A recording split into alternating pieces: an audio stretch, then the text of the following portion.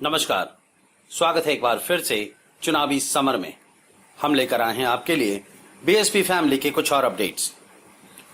राजरत्न अंबेडकर का जिक्र आते ही हमारे सामने सीएए और एनआरसी को असंवैधानिक घोषित होने की उम्मीदें फिर से जिंदा हो जाती हैं। वैसे भी राजरत्न ने इन कानूनों को रोकने के लिए इतना ज्यादा संघर्ष किया है कि आज लोग इनके बिना सीएए और एनआरसी के खिलाफ संघर्ष करने की सोचते भी नहीं। वैसे आज की चर्चा की वजह भी सीएए और एनआरसी को लेकर राजरत्न अंबेडकर का फिर से हल्ला बोल ही है। दरअसल इस बार राजरत्न अंबेडकर ने कोरोना की बढ़ती तबाही के बीच लॉकडाउन को लेकर मोदी सरकार के खिलाफ हमला बोला।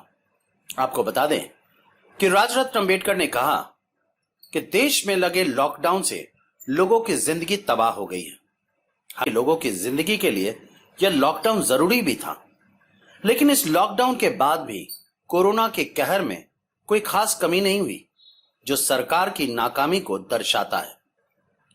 वहीं राजरत्न अंबेडकर ने सीएए और एनआरसी को लॉकडाउन के मुद्दे से जोड़ते हुए कहा कि अगर देश में सीएए और एनआरसी लागू हो गया तो फिर देश की आधी आबादी खुद को गुलाम जैसा महसूस करेगी।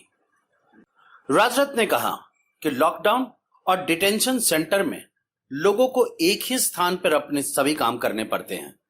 ऐसे में अगर देश में सीएए और एनआरसी लागू हो गया तो फिर यह पूरा देश ही डिटेंशन सेंटर बन जाएगा।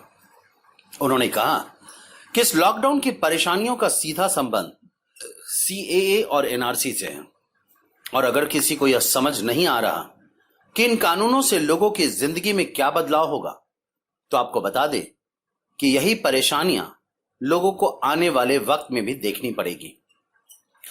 राजरत्न ने कहा कि इसलिए जरूरी है कि पूरा देश सीएए और एनआरसी का विरोध करे। इस तरह राजरत्न ने लॉकडाउन की आड़ में जनता को फिर से बताया कि कोरोना की ही तरह सीएए और एनआरसी भारत की जनता के लिए अभिशाप है। वहीं उन्होंने मोदी सरकार को भी चेतावनी दी कि अब जनता को सीएए और एनआरसी के नाम पर झांसा देना बंद कर दे, क्योंकि अब लोग उनकी बातों में आने वाले नहीं। कुल मिलाकर हम यह कह सकते हैं कि राजरत्न अंबेडकर ने लॉकडाउन को फिर से सीएए और एनआरसी का ट्रेलर बताकर लोगों को सावधान कर दिया है कि अब सीएए और एनआरसी का विरोध नहीं किया तो फिर यह कानून लोगों की जिंदगी को नर्क बना देगी।